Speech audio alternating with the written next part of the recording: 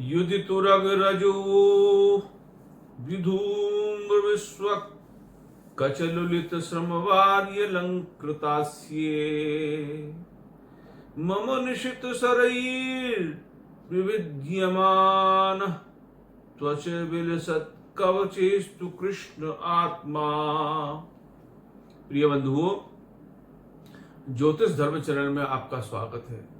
आज हम गीता ज्ञान गंगा प्रवाह के 31वें श्लोक को 31वें पुष्प को श्री राधा कृष्ण के चरणों में समर्पित करेंगे। पूर्व में आपने सुना कि संजय ने 2.5 श्लोक के अंदर अर्जुन के अवसाद के शारीरिक लक्षणों को स्पष्ट किया कि अपने स्वजनों को देखने के बाद अर्जुन की क्या प्रतिक्रिया हुई, यह सब उन्होंने वर्णन किया।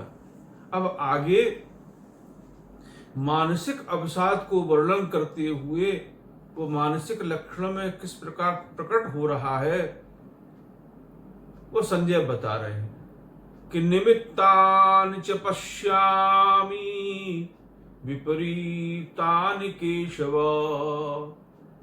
न च श्रेयोनु पश्यामि हत्वा स्वजनमाहवे। हे केशव, विपरीतानि निमित्तानि पश्यामि, मैं विपरीत निमित्तों को देख रहा हूं। मैं मेरे शरीर में जो कुछ हो रहा है वह सब अपशकुनों को प्रकट कर रहा है कि मेरे शरीर कांप रहा है, मेरा गला सूख रहा है, मुझे चक्कर आ रहे हैं।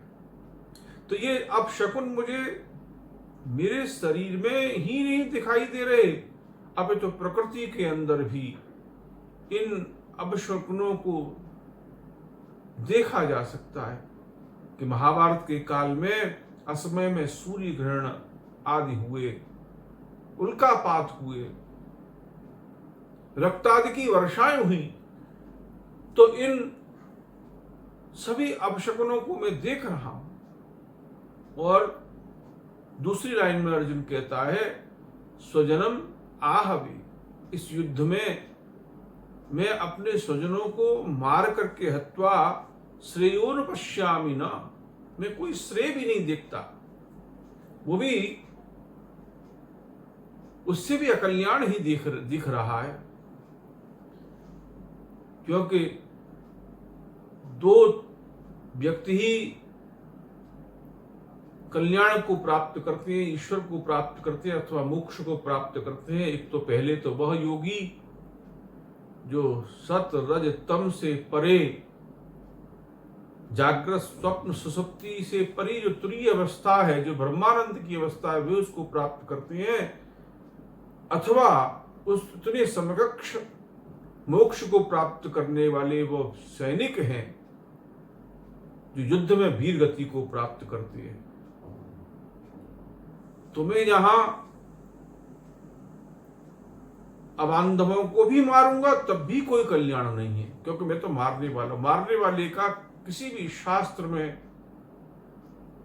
उल्लेख नहीं है कि उसको परम गतियां प्राप्त हुई या उसका कल्याण हुआ हो, वो कल्याण के मार्ग पर गया हो। वीर गति को प्राप्त करने वाले तो कल्याण के रास्ते पे जाते ही हैं, उनका तो कल्याण होता ही है। इसलिए सैनिक, किसी भी राष्ट्र का सैनिक वंदनीय है। जैसे योगी वंदनीय होता है, इसी प्रकार किसी भी देश का सैनिक, और वो भी सैनिक जो वीर गति को प्राप्त हो गया हो, वो नित्य निरंतर वंदनीय है। उसको तो मैं मारूंगा, तो मारने वाले को तो कोई कल्याण है ही नहीं। तो ये कह करके अर्जुन ने अपने मानसिक अवसाद के लक्षणों को प्रकट किया है। और यह भगवान के 2 नामों का उल्लेख आपने सुना पूर्व में, जब शारीरिक लक्षण भगवान श्री कृष्ण का कृष्ण नाम लेता है, यहाँ केशव नाम लेता है। कृष्ण नाम की महत्ता आपने पूर्व में सुनी ही है। अद्भुत नाम है। कृषिर भूवाचक शब्दोर्णश्च निवृत्तिवाचक। जिस कृष्ण नाम के क्रम में संपूर्ण सत्ता है, भू धातु है। सब माने क्या कि संसार के समस्त ऐश्वर्य ही भी प्राप्त होते हैं और अंत में मोक्ष की भी प्राप्ति होती है, भगवान की भी प्राप्ति होती है, क्योंकि वो भगवत प्रदत्त भोग हैं।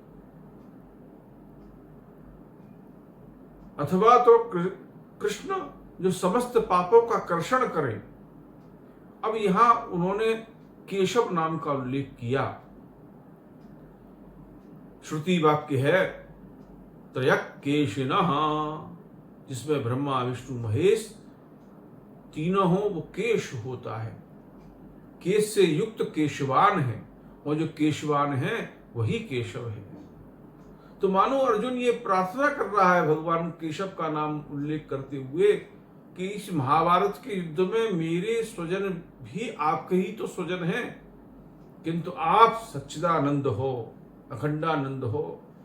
ऐसे विपरीत परिस्थितियों में भी आपका आनंद समाप्त नहीं हो रहा, तो आप कृपा करो, मुझे जो स्वजन विश्लेष का दुख है, उससे जो उत्पन्न अवसाद है, वो मेरा समाप्त हो जाए, मैं भी आत्मनिष्ठ होकर के आनंद की प्राप्ति कर लूं। तो इसलिए भगवान केशव के नाम का उल्लेख किया। बंधुओं, हम जीवन के किसी भी स्थान पर किसी भी कार्य में रत हों, इन भगवान कृष्ण और केशव के नाम का सानिध्य लेते हुए यदि हम अपने कार्यों को करें, तो उन कार्यों में असफलता रूपी अवसाद की कहीं कोई गुंजाइश नहीं रह जाती। इस श्लोक का यह भी भाव है। अथवा तो ईश्वराधीन होकर के जब हम कार्य करते हैं तो अनंत सफलताएं हमको प्राप्त होती हैं। संजय और अर्जुन इस बात को ही स्पष्ट कर रहे हैं।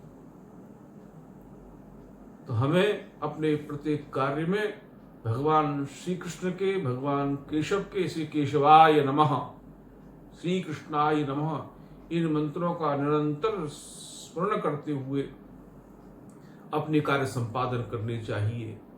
वहां पर अवसाद का कोई स्थान नहीं रहता।